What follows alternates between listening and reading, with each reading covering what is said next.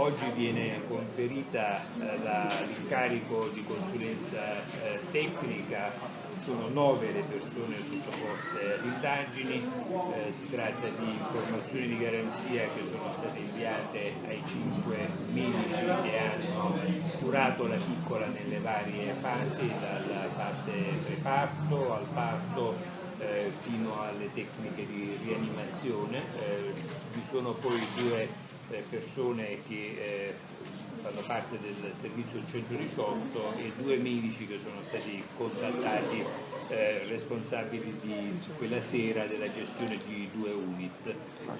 Oggi completeremo la consulenza tecnica, il conferimento dell'incarico, la consulenza sarà fatta poi domani. Vi prego di tenere presente che queste indagini saranno lunghe e complesse e che noi le faremo con la necessaria ponderatezza senza subire pressioni. Ci sono soltanto indagini serie da fare al termine delle quali spero che saremo in grado